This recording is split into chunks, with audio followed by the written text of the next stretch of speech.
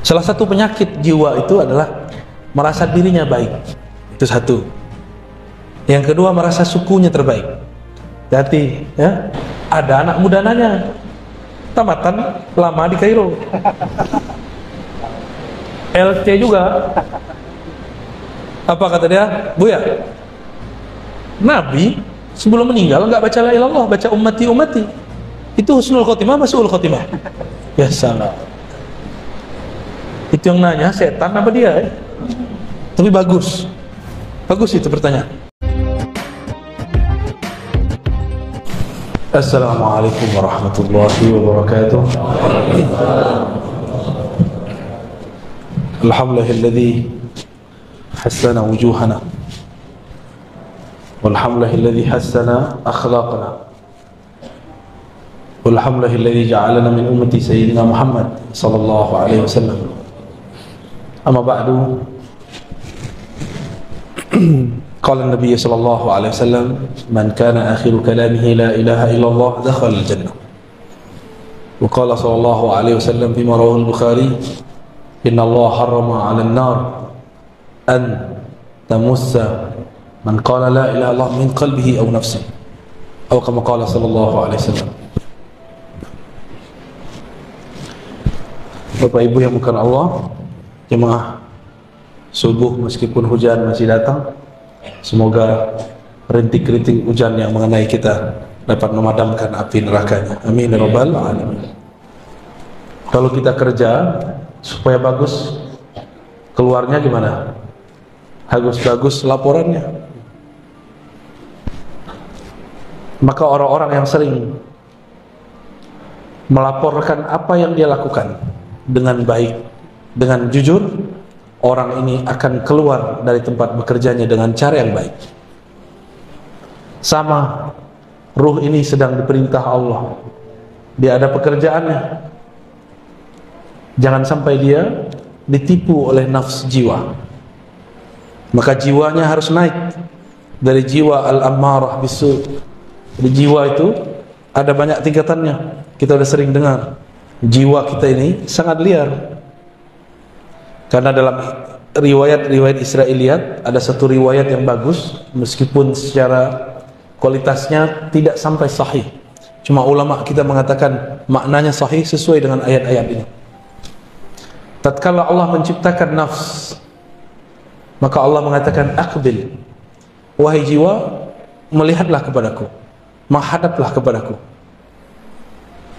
Fala yuqbil, tapi dia tidak mau menghadap. Lalu Allah katakan lagi, ya nafs aqbil, wahai jiwa, menghadaplah kepadaku.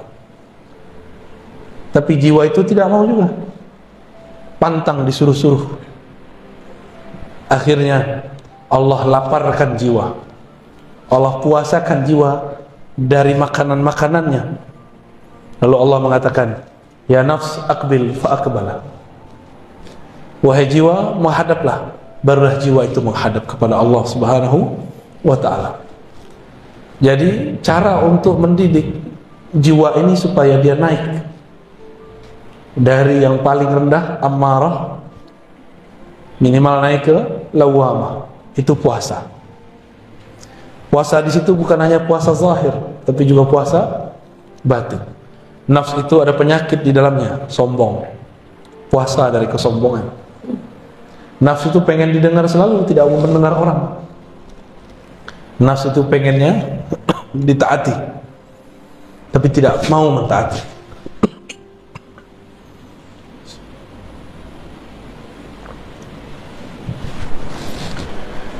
Lalu nafsu ini punya poros. Ada raja di dalam dirinya bernama qalbu. Jangan sampai nafs ini menjadi rajanya qalbu, tapi qalbu harus menjadi rajanya nafs. Bagaimana caranya? Karena qalbu ini tempat Allah memandang, maka lakukanlah seperti Allah pernah dulu melakukannya. Puasakanlah jiwa, puasakan dia dari memandang yang tidak benar, puasakan dia dari mengatakan hal-hal yang tidak benar. Maka jiwa nanti akan patuh kepada qalbu. Banyak-banyak puasa. Puasa zahir dari makan, minum, juga puasa batin. Nabi mengatakan, wa idza kana yaumu ahadikum, yaumu shaumi ahadikum falyakul wa idza kana, apabila yaumu shaumi ahadikum, ya, hari kalian berpuasa, lalu ada orang syatamahu aw qatalahu falyakul inni shaim. Ada orang ngajak dia berantem, katakan inni shaim, aku sedang berpuasa. Berarti puasa di hadis ini apa? Hadis Sahih Bukhari. Puasa emosi. Puasa emosi. Nabi itu sangat mengerti kondisi jiwa. Maka Nabi mengatakan, jika kamu marah dalam keadaan berdiri, duduklah. Jika dalam duduk marah, maka tidurlah. Itu sebabnya saya kalau ceramah, saya memilih bersandar, ya, supaya tidak, emosinya tidak meluap-luap. Ya, silakan para satis dicobain. Ya, cobain kalau ceramah itu bersandar. Maka kita nafsnya sudah disandarkan, tinggal yang bicara kolbunya, lidahnya dipinjam sebentar. Tapi kalau sudah begini, lain ceritanya. Gelarnya jadi keluar. Saya doktor, saya LC, lulusan apa tadi? Lulusan Ciputat. Ya, lama di Kairo. Itu istilah baru yang saya dapat di Medan. Dari Dr. Thohir, alumni Kairo ini, alumni Mesir ini. LC kata dia lama di Kairo. Kalau MM masih di Medan. Jadi si jiwa ini harus dipuasakan terus, nanti dia naik ke lawamah. Apa ciri-ciri jiwa kita sudah naik ke lawamah? Kita suka menyesali perbuatan. Maka ahwal, kondisi yang terjadi pada orang yang sudah naik ini namanya muhasabah. Apa namanya? Suka menghisap dirinya, bukan menghisap orang lain. Suka menyalahkan dirinya, bukan menyalahkan orang lain. Lawamah itu dua, ada lawamatu ghairi. Dia mencaci maki orang lain, itu syaitan. Syaitan itu dikeluarkan dari surga, yang salahkan iblis, yang salahkan Adam. Iblis keluar dari surga, yang salahkan siapa? Nabi Adam. Lalu justru dia diusir karena dia tidak patuh kepada Allah. Ketika Nabi Adam pun juga diusir dari surga, belum salahkan siapa? Dirinya sendiri. Ini beda Bani Adam yang ruhnya hidup dengan Bani Syayatin. Bani Syayatin ini bisa manusia, kan ada Syayatinul Jinni wal Ins, keturunan atau pengikut setan. Apa aja disalahkan orang, nggak pernah menyalahkan diri. Oh, ini banyak ustadz sekarang begitu. Banyak dai sekarang menyalahkan orang di luar, menyalahkan kelompok di luar. Gunung Semeru meletus, yang dia salahkan orang Semeru. Oh, orang Semeru itu nggak ibadah, itu banyak maksiat tuh. Jangan begitulah. Kalau Anda tidak sanggup membantu mereka, jangan sakiti hati mereka. Sinabung dekat sini ya. Oh, di bawahnya banyak orang kafir. Kalau engkau tidak mau bantu, uskut, diam aja. Karena untuk membantu tidak mesti dia seorang muslim. Membantu sementara manusia dan manusia ini adalah hal yang wajib. Karena Nabi memahami ayat, Allah jadikan kamu berkabilah-kabilah, bersuku-suku, lita'arafu, supaya kamu berkenalan. Salah satu penyakit jiwa itu adalah merasa dirinya baik. Itu satu. Yang kedua, merasa sukunya terbaik. Hati, ya. Ini kita ini nggak tahu sebenarnya suku orang Medan ini banyak, ya. Di Medan ada Melayu, ada Batak, ada Minang, ada Jawa, ada Mandailing. Itu masuk Batak ya? Batak sendiri masuk Batak ya?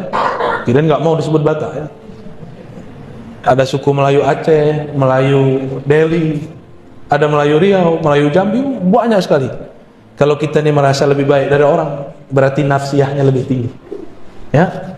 Jadi misi Rasulullah itu menghancurkan perasaan kibir. Jadi nafs al-ammarah tadi dia punya karakter dia merasa lebih baik dari orang. Jadi kalau kita duduk di sini merasa lebih baik dari yang di samping, berarti nafs ammarahnya masih aktif. Harus dipuasakan, harus dihantam dengan puasa.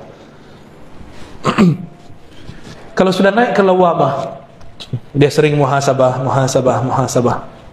Hasibu qabla an tuhasabu, mutu qabla an tamutu. Hisablah dirimu sebelum kamu dihisab. Matikan dirimu sebelum kamu mati. Maksudnya bayangkan kalau kita mati, apa yang akan kita bawa? Pertanyaan di alam kubur tidak aneh-aneh. Cuma man rabbuka, man nabiyuka. Siapa Rabbmu? Tidak ditanya pernah bangun masjid, enggak ditanya. Enggak ditanya hafalannya berapa. Enggak ditanya tahajudnya banyak atau tidak. Yang ditanya siapa Rabbmu? Kamu tahajud untuk siapa? Kamu bangun masjid karena siapa? Kamu sekolah karena siapa? Kamu ngajar, kamu belajar untuk siapa? Untuk debat. Berarti kamu bukan bagian dari ahlullah.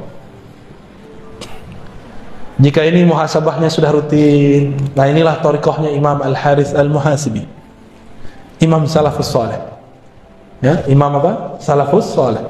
Jadi semenjak zaman Salafus Saleh sudah ada imam yang mengajarkan thariqah muhasabah. Imam Al-Muhasibi mengajarkan murid-muridnya, sebelum tidur ingatlah semua aktivitas kita sebelum tidur. Mulai dari bangun sampai mau tidur lagi. Jika ada tergores di hati, minta ampun kepada Allah. Jika ada kebencian masuk ke hati, minta kepada Allah supaya dicabut. Jika ada dendam di hati, emosi, minta kepada Allah supaya Allah menenteramkan qalb. Itulah amalan Imam Al-Harith Al-Muhasibi. Ternyata beliau ini mengamalkan amalan sahabat yang dulu Sayyidina Abdullah bin Umar penasaran kepada dia. Dilihat-lihat ternyata tahajudnya sedikit, sedekahnya tidak banyak, baca Qurannya juga standar. Setelah 3 hari Abdullah bin Umar bertanya, kata Rasulullah, engkau ini ahli surga, tapi aku tidak melihat amalanmu banyak. Lalu Abdullah bin Umar bertanya, apa ma sya'nuka? Amalan kamu apa gerangan? Dijawab oleh sahabat ini, disembunyikan namanya. Tidaklah aku mengambil tempat tidurku kecuali aku membuang semua kebencian, semua goresan, semua dendam dari qalbuku. Jadi dia tidur gak bawa dendam, dia tidur tidak bawa kesombongan, dia tidur dalam kerendahan hati, kehinaan jiwa. Disitulah dia kemudian minta ampun kepada Allah. Baru dia mengatakan, Bismikallahumma ahya wa amut. Ya Allah, dengan namamu yang maha agung, aku hidup dan aku minta ditidurkan. Kalau ini sudah rutin naik ke nafs al-mulhamah. Mulhamah ini orang sudah mulai berdialog dengan jiwanya, dengan kalbunya. Nabi pernah bersabda, istafti qalbak. Bangunlah dialog dirimu dengan dirimu. Istafti qalbak, hadis Tirmizi. Kita mau ngapa-ngapain, sholat dulu, sholat istikharah. Tanya kepada Allah, tanya ke dalam diri. Karena Allah berbicara ke dalam diri kita. Ini istikharahnya cuma mau nikah ya? Mau kerja nggak istikharah? Mau berguru nggak istikharah? Lebih penting menikah atau berguru? Lebih penting menikah apa berguru? Berguru. Menikah bisa cerai, berguru tidak boleh cerai. Sampai kiamat pun kalau bisa tidak bercerai. Tapi kalau nikah nggak cerai hidup, cerai mati. Iddahnya 4 bulan 10 hari. Benar. Tapi cerai dengan guru, iddahnya sepanjang masa. Bahaya. Ya? Maka berguru harus istikharah. Istikharah itu artinya istikharah, meminta agar Allah memilihkan. Allah makhtarli wa la tukhayyirli.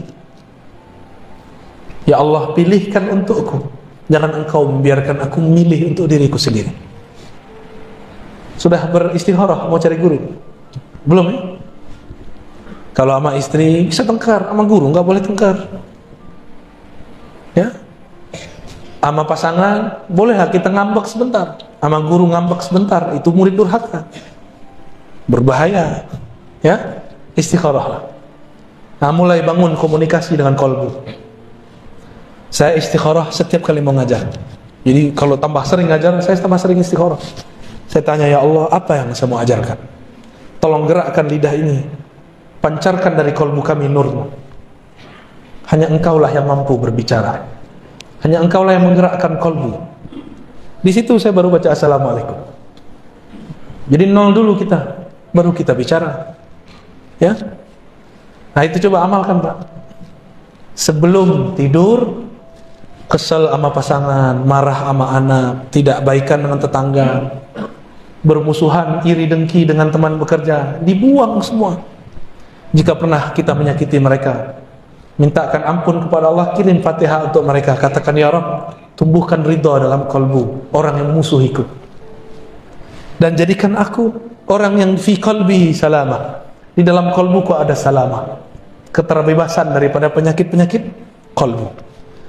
Satu kali Nabi Muhammad SAW mengatakan, Allahumma inni a'udzubika min an uradda ila ardhil umr, wa a'udzubika wa as'aluka salamata sadr, wa a'udzubika min su'il sadr. Hadis ini ada di Bukhari, ada di Muslim, ada yang terpisah, ada yang digabung. Nabi SAW mengatakan, ya Allah, aku berlindung kepada Engkau dikembalikan kepada masa yang hina sebelum kami meninggal. Ya, boleh pakai bahasa Indonesia ya, kalau nggak hafal bahasa Arabnya. An uradda ila ardhalil umur, dikembalikan kepada keadaan umur yang hina. Anak kecil tidak bisa apa-apa, ngapain saja harus dibimbing, harus dibantu. Maka dikembalikan masa seperti itu disebut arzalil umur. Kalau ada di antara keluarga kita sudah begitu, maka katakan ya Allah, ikhtim lana bihusnil khatimah. Keadaan ini sudah takdir Engkau, kami ridha ya Allah, tapi tetapkanlah kami dalam husnul khatimah. Kembali ke hadis tadi. Hadis ini berkaitan dengan surat Yasin, wa man nu'ammirhu nunaqqishu fil khalq. Siapa yang kami panjangkan umurnya, kami kembalikan dia seperti semula jadi. Dulu tidak bisa bicara, sekarang susah bicara. Tidak bisa jalan, sekarang nggak bisa jalan. Maka jangan minta panjang umur, minta saja al-afwa wal afiyah. Sahabat nanya kepada Rasulullah, wahai Rasulullah, tolong berikan aku amalan doa. Hadis Ibnu Majah. Apa kata Nabi? Kul Allahumma inni as'aluka al-afwa wal afiyah fid dunya wal akhirah. Ya Rabb, berilah aku afwa, maaf, wal afiyah, keselamatan di dunia dan di akhirat. Dunia badannya sehat, di akhirat husnul khatimah. Udah seminggu sepekan dia datang lagi kepada Rasulullah, tanya, wahai Rasulullah, ajarkan aku. Diajarkan doa yang sama. Udah seminggu lagi datang lagi kepada Rasulullah, Nabi masih mengajarkan yang sama. Lalu sahabat ini protes, wahai Rasulullah, emang gak ada doa lain? Ini murid ini kadang nafsu, pengen wiridan banyak, pengen dapat talqin zikir, pengen dapat ijazah. Akhirnya Nabi mengatakan, wahai sahabatku, adakah yang lebih sempurna daripada afwa dan afiyah? Bukankah afwa mencakup seluruh urusan duniamu, afiyah mencakup semua urusan akhiratnya? Orang tuh mikir, jadi orang Arab aja kadang nggak paham.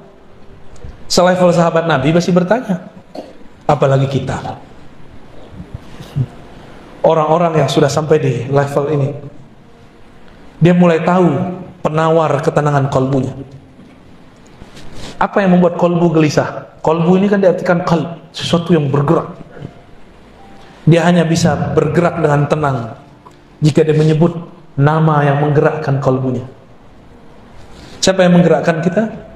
Allah. Maka disebut di kolbunya Allah, Allah. Baru kolbunya tenang. Anak kecil mainannya ketinggalan, nangis gak? Oh, bisa pukul-pukul badannya, bisa guling-guling. Mainannya kolbu cuma satu, zikrullah, menyebut nama Allah. Kalau di sini sudah rutin, sudah sering berdialog dengan kolbu, sudah tahu obat penawar gelisahnya kolbu, yaitu zikrullah, maka orang ini naik ke makom yang tadi ayatnya dibaca. Ya ayyatuhan nafsul mutmainnah, wahai jiwa yang sudah tenang dalam berzikir menyebut namaku, wahai jiwa yang sudah sering dipuasakan, wahai jiwa yang sudah sering dimuhasabahkan, wahai jiwa yang tidak menyalahkan selain dirinya, wahai jiwa yang merasa dirinya rendah, Irji'i ila rabbiki radiyatan mardiyah. Sekarang kamu dapat tiket pulang, diundang langsung oleh Rabbul Bariyah dengan penuh ridha dan mardiyah. Itulah kondisi orang yang sudah mantap di kalbunya nama-nama Allah. Inilah beruntungnya kita. Di negeri ini banyak ulama-ulama mengajarkan kan zikir kalbu. Banyak nggak? Banyak. Cuma setan tidak akan pernah diam. Dia nanti akan buat konspirasi. Kalau belajar zikir gila, kalau belajar ini, belajar itu, nanti nggak sholat. Itu biasa, itu setan. Anehnya, setan ini kan punya wali. Walinya kadang-kadang seorang dai. Si dai ngomong, nggak usah belajar tarekat zikir, nanti gila. Hati-hati, ya. Hati-hati. Orang gila karena pekerjaan, orang gila karena masalah jodoh, orang gila karena masalah dirinya sendiri itu lebih banyak daripada orang yang gila karena belajar zikir. Orang gila karena belajar zikir karena aslinya dia gila. Kawan saya masuk kampus gila karena ditanya terus sama dosennya, kapan kau selesai? Gila aja. Maka saya nggak mau tanya lagi mahasiswa saya kalau dia nggak selesai. Saya cuma tanya, yang tenang-tenang ya, kamu tulis yang tenang-tenang, yang damai, jangan kepalanya pusing kalau nulis, nanti gila ente. Alhamdulillah mahasiswa saya aman, tapi kawan saya sudah gila. Jadi kalau mau husnul khatimah, apa yang dilakukan? Jangan salahkan orang lain, sering puasa, salahkan diri. Yang kedua, sering-sering muhasabah. Yang ketiga, sering ajak diri kita berdialog. Lalu belajar zikirlah kepada ahli zikir. Kalau sudah begitu, nanti dapat undangan. Jadi husnul khatimah itu undangan dari Allah. Irji'i ila rabbiki radiyatan mardiyah. Allah yang undang. Maka saya tutup dengan hadis Nabi.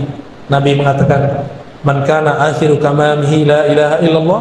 Siapa yang akhir kalamnya la ilaha illallah, dakhalal jannah, pasti masuk surga. Ada anak muda nanya, tamatan lama di Kairo, LC juga. Apa kata dia? Buya, Nabi sebelum meninggal nggak baca la ilaha illallah, baca ummati ummati. Itu husnul khotimah, masu'ul khotimah. Ya salah. Itu yang nanya setan apa dia? Tapi bagus. Bagus itu pertanyaan. Kira-kira gimana Pak? Nabi sebelum meninggal nggak baca la ilaha illallah, baca apa? Ummati, as-salah, as-salah, ittaqun nas, ittaqullah fin nisa, ittaqullah fis salah. Itu apa? Itu cara menjaga la ilaha illallah. Nabi itu, dia dan Allah sangat dekat. Kalau sudah dekat tidak perlu sebut menyebut. Saya dengan Dr. Thohir, karena sekarang jaraknya cuma 1 jengkal, nggak perlu saya bilang Dr. Thohir tuh orangnya, saya nggak ngomong gitu, karena dia udah di samping. Tapi kalau orangnya di luar, saya omongin si dokter tuh yang lama di Kairo. Saya nggak ngomong gitu. Tapi kalau orangnya di samping perlu nggak? Dulu kalau kita cinta seseorang, kalau belum ketemu kita sering sebut namanya, cari-cari nama dia di Facebook, cari-cari nama dia di Google, cari-cari nama dia di sosial media, cari-cari nama dia di kalangan teman-temannya, kirim-kirim salam. Benar? Mirip-mirip begitulah. Orang kalau sudah cinta sering-sering sebut nama. Kalau sudah menikah masih begitu nggak? Enggak. Ya, nggak perlu lagi sebut-sebut nama. Yang punya nama sudah bersama saya. Kalau orang sudah dekat kepada Allah, zikirnya bukan lagi menyebut, zikirnya memandang. Zikirnya dipandang oleh Allah Subhanahu wa ta'ala. Lebih kurang itu ya. Ada pertanyaan tak? Assalamualaikum warahmatullahi wabarakatuh. Alhamdulillah, semoga mulia dan Allah berkenan bagaimana mensinkronkan hati, umur dan pikiran serta pandangan sangat gampang diucapkan tapi sulit dilakukan. Terima kasih. Man la yara muflihan la yuflih abadan. Begitu kata Imam As-Surawardi. Siapa yang tidak punya contoh orang baik tidak akan pernah baik. Siapa yang tidak pernah melihat orang sukses tidak akan pernah belajar kesuksesan. Siapa yang tidak bermursyid, maka lisan, kolbu dan ruhnya tidak akan sejalan. Maka carilah mursyid. Nanti mursyid itu bimbing kita supaya lisan, pikiran, kolbu, ruh ini sejalan. Guru. Kenapa anak kecil tidak bisa fokus? Karena tidak ada gurunya. Kalau ada gurunya bisa fokus kan? Bapak ibu ini yang sekarang bisa fokus, dulu waktu kecil sholat juga ngikut-ngikut kawan. Bahkan saya lihat nih, sikutnya ada tandanya tuh ya. Dulu pernah giniin temannya tuh, dan jatuhnya satu deret. Ya, betul ya. Maka apabila kita hendak menyelaraskan zahir dengan batin, carilah guru yang mengerti zahir dan batin. Kalau ingin sesuai zahir dan batin, jangan berguru hanya kepada ahli fikih. Ahli fikih kebanyakan tahu cuma sunnah bid'ah, halal haram, sah dan batal. Ahli akidah taunya benar dan salah. Ahli tasawuf, ahli kolbu taunya mana yang terbaik, mana yang kurang baik. Nah, cari guru ini. Semua amalan itu bagus, tapi yang mengerti amalan ini untuk apa, itu ahli kolbu. Dokter tahu obat ini semuanya bagus, tapi kalau kita sakit, apakah semua obat dikasih? Enggak, keracunan nanti, gagal ginjal nanti. Maka mursyid yang dapat ijazah dari gurunya, dididik oleh gurunya, dia tahu cara mengatur obat zikir untuk kolbu. Jadi carilah mursyid, ya. Sudah seumur begini kok nggak punya mursyid juga, ya. Carilah, di Medan ini banyak ahli-ahli zikir, ya. Allahumma sholli ala Muhammad. Kemudian yang kita berbincang saya ingin apa yang pertama kali yang saya lakukan. Mau hijrah, ingat-ingat kalam Sayyidina Ibrahim, inni muhajirun ila Rabbi. Aku hijrah kepada Allah, bukan hijrah ke NU, Muhammadiyah, Salafi, Jemaah Tabligh, bukan. Nggak ada hijrah begitu, itu bid'ah itu. Hijrah itu kepada Allah. Faman kanat hijratuhu ila Allah wa rasulih. Hadis Sahih Bukhari Muslim. Siapa yang hijrahnya kepada Allah, kepada Rasulullah, fa hijratuhu ila ma hajara, fa hijratuhu ila Allah wa rasulih. Maka Allah sampaikan dia kepada niatnya. Jadi berhijrah itu bukan bercelana jingkrang. Berhijrah itu bukan berarti tadi tidak berjenggot, sekarang berjenggot. Berhijrah itu tadi kolbunya ditawan oleh dunia, sekarang kolbunya dipenuhi nama pemilik dunia, Allah Subhanahu wa ta'ala. Itu hijrah. Maka hijrahmu adalah gurumu. Ini pentingnya berguru. Kamu berhijrah tergantung gurumu. Jika gurumu hijrahnya benar, pasti hijrahmu benar. Maka hati-hati dalam berhijrah. Jangan gagal fokus, nanti hijrah urusan celana. Hijrah urusan yasinan, tahlilan. Itu bukan hijrah, itu namanya khilafiyah. Ya, tahu khilafiyah? Sesuatu yang diperdebatkan ulama. Jadi, yang pertama harus dilakukan, niatkan hijrah, berpindah dari kegelapan kepada cahaya Allah. Dan Imam Al-Qushairi mengatakan dalam Ar-Risalah Qushairiyah, orang yang hendak beruzlah, berhijrah, hendaklah dia memandang dirinya lah yang merusak orang. Ketika dia berhijrah, beruzlah, dia tidak memandang orang lain itu merusak dia, tapi dialah yang merusak orang lain. Maka dia berhijrah, beruzlah, karena dia mengatakan, ya Rabb, maafkan aku, adanya aku pada mereka membuat mereka rusak. Itulah yang disebut mutawadhi. Ini hijrahnya benar, nggak nyalahin. Ada yang musisi hijrah, yang dia salahkan musik. Lah apa bedanya ente dengan iblis? Iblis tuh nyalahin Nabi Adam, lebih parah nih musik yang disalahin. Hijrah aja. Musik kalau nggak dipetik juga nggak bunyi, nggak diketuk juga nggak ada suaranya. Berarti masalah musik itu masalah siapa? Masalah dia. Itu musik kalau bisa bicara dia protes kepada Allah Subhanahu wa ta'ala. Ada orang hijrah, tengkar dengan suaminya, tengkar dengan istrinya, dan itu bukan hanya di Indonesia, itu ada di Mesir, ya. Syekh Said Mamduh, ya. Antum zurtum ya? La ma tazur. Syekh Said Mamduh ahli hadis di Mesir, murid Syekh Yasin, murid Sidi Al-Ghumari, itu menulis kitab tentang ahkamul kubur. Di muqaddimahnya dicerita, cuma karena satunya salah hijrah, si istri minta ditalak, lalu siap dipoligami. Masalah poligami masalah lain. Si istri kerja di satu tempat, suaminya kerja di bank. Apa kata dia? Kau ni pezina, sama dengan menzinai ibumu 70 kali. Maka diminta cerai. Dan itu tidak satu dua orang, sudah banyak orang. Di Mesir Syekh Said Mamduh cerita, di kalangan kita juga banyak sekali, ya. Ternyata perempuan ini kalau salah hijrah lebih galak dari laki-laki. Ya, hati-hati hijrahnya ya, ibu-ibu ya. Ada yang perempuan nih, jangan salah berguru. Hijrah karena Allah. Jika hijrahnya karena Allah, maka kita akan dibimbing. Walaupun nyerempet-nyerempet sesat dikit, nanti Allah selamatkan. Saya ini juga dulu hijrah. Kata saya, ternyata hijrah dulu, celana saya jingkrangkan, jenggot saya panjangkan. Saya katakan, aku anak hijrah, aku ikhwan. Ya iyalah, kamu bukan akhwat.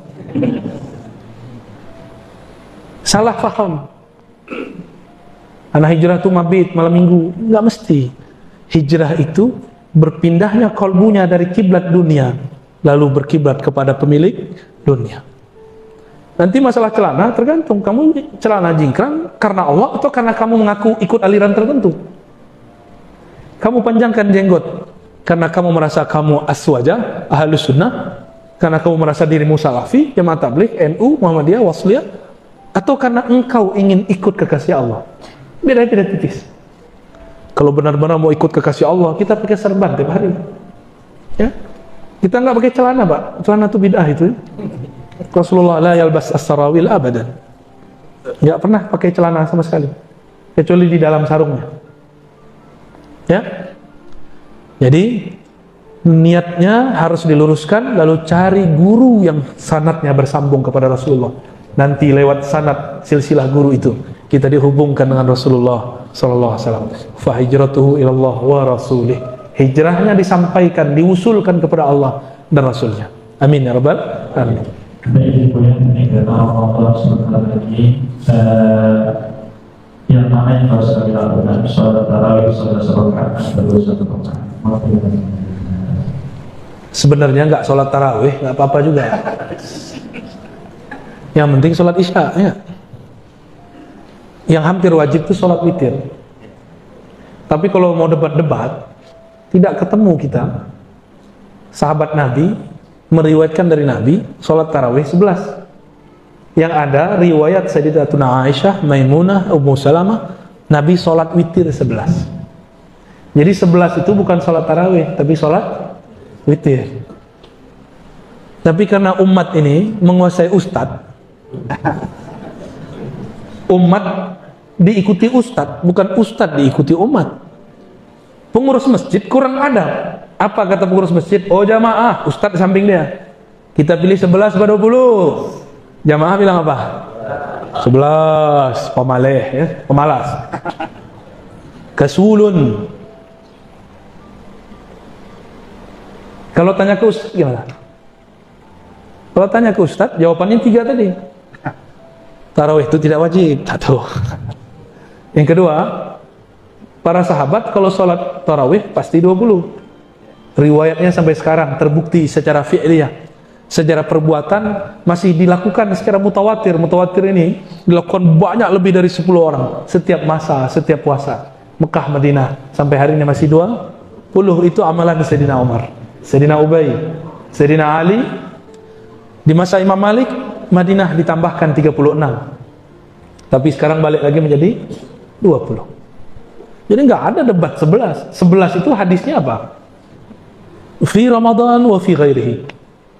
Hadis Imam Bukhari Muslim. Dalam Ramadan dan selain Ramadan, Nabi tidak pernah sholat melebihi 11 rakaat. Itu sholat tarawih. Sholat apa? Witir, pintar. Berarti fokusnya bagus. Itu sholat apa? Buka aja kitabnya Imam Muslim. Itu hadis sholat witir, bukan hadis sholat tarawih. Katanya ikut Sahih Bukhari, katanya ikut Sahih Muslim, nggak mau ikut Imam Syafi'i, nggak apa-apa, buka kitabnya. Ya? Di situ babnya sholatul witir atau sholatul lail. Kalau di bulan puasa ada tarawih, ada witir. Di bulan puasa kita maklum, di luar puasa ada nggak tarawih? Hadisnya mengatakan di dalam puasa dan di luar puasa. Berarti hadisnya tentang sholat tarawih apa witir? Berarti kalau ada orang memakai hadis ini untuk dalil sholat tarawih, dia salah faham. Karena tidak ada ulama mu'tamad yang menggunakannya untuk hadis sholat tarawih. Karena tidak ada tarawih di luar bulan puasa. Bukalah pikiran, ya. Hadisnya ngomong begitu. Jadi saran saya, kalau ikut ulama dari masa ke masa mutawatir dari Mekah Madinah, giliran apa ikut Madinah, giliran sholatnya nggak mau Madinah, ya suka-suka aja. Sholat pakai nafsu. Ustadz katanya kalau sholat tarawih 20 itu buru-buru. Jangan buru-buru. Yang buru-buru kan salah sendiri. Oh, lebih baik 11 tapi pelan-pelan. Nggak begitu, lebih baik 11 tapi tenang. Ya, 11 tapi tenang. Kenapa nggak perlu panjang-panjang? Karena Nabi mengatakan, idza kana ahadukum ya ummu 'alan nas, ya. Jika seseorang kamu mengimami manusia, falyukhaffif, maka ringankan. Ulama kita kemudian rumuskan yang ringan tuh pakai alhaakumut takatsur. Ya enggak? Alhaakumut takatsur. Apa? Semoga cepat datang ke kasur. Gitu ya. Saya mau tanya, pengurus masjid ikut umat jamaah atau ikut ustadz? Ikut ulama atau ikut jamaah? Yang benar ikut siapa? Kalau kita mau beramal, apa kata jamaah atau apa kata ulama? Loh, saya punya ulama sendiri, kan kita sudah jelaskan. Itu keliru. Yang menggunakan dalil 11 rakaat. Tapi kalau saya sholat 10 rakaat niat tarawih, boleh nggak? Boleh juga. Cuma nggak mengikuti salafus soleh. Salafus soleh kalau mereka sholat tarawih ya 20. Giliran banyak aja, nggak mau ikut salafus soleh. Ya? Salafnya nggak tahu salaf yang mana, ya. Jadi yang benar-benar ikut salaf itu ya orang yang sholat tarawih 20. Ya, pelajari modelnya. Ya, setiap 4 rakaat itu kan diisi sholawat, ya. Supaya yastarih. Daripada diam-diam nggak jelas, buka-buka handphone, mending sholawat. Udah 4 rakaat lagi, sholawat lagi. Udah 4 rakaat lagi, sholawat lagi. Begitulah terus. Itu indah, ya. Mengikuti sunnah Rasulullah Shallallahu Alaihi Wasallam. Ya. Mungkin itu yang terakhir Bapak Ibu kami dari saudara semua yang itu yang akan mungkin itu yang apakah ada ruh yang bertayang? Terima kasih. Ada kuntilanak. Ruh gentayangan itu makna sahihnya bukan jadi hantu. Yang jadi hantu itu jin atau korin. Mirip dengan orang yang meninggal. Korin ya namanya. Korin ini cuma 2 korin yang diislamkan. Korinnya Nabi sama korin Imam Mahdi. Dan hanya Imam Mahdi dan Nabi Muhammad yang bisa membereskan itu semua. Atau Al-Ghaus, wali-wali yang sampai puncak, itu bisa mengislamkan korin. Makanya jika ada datang muncul sosok Syekh Abdul Qadir, Syekh Naqsyabandi, Syekh Idrisi, itu belum tentu beliau. Siapa tahu korinnya, kan korin dia belum Islam. Ya, korin dia belum, korinnya bisa jadi banyak. Ada yang Islam murtad lagi, ada juga. Dia dikuasai oleh setan. Maka si korin ini akan menyesatkan orang yang halu, yang suka mengikuti khayalan. Mumpung badan masih ada hayatnya, cari guru makrifat sebelum terjadi nyawa merenggang dari badan. Ya. Nah, roh ini berpindah-pindah, dia cari. Kadang dia datang ke orang tertentu. Kalau orangnya bukan wali Allah, dia datang ke mimpinya. Kalau dia qalbunya bening, maka mimpinya benar. Maka mimpi ketemu orang-orang yang sudah wafat itu rata-rata benar. Tapi kalau lagi halu, bisa benar bisa tidak, ya. Jadi tidak ada arwah dalam artian orang-orang mati gentayangan kepada orang hidup. Yang ada korinnya gentayangan, ya.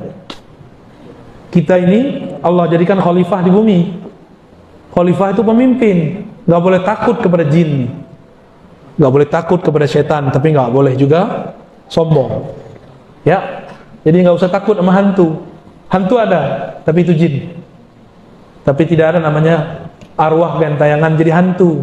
Yang ada arwah itu mencari kesempurnaannya. Dia nggak butuh lagi kita, ya. Cukup ya.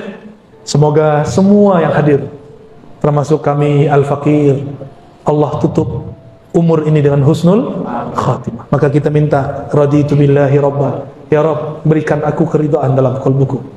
Ala hazinni wa likulli niyatin salihah wal ghayat. Al-Fatihah.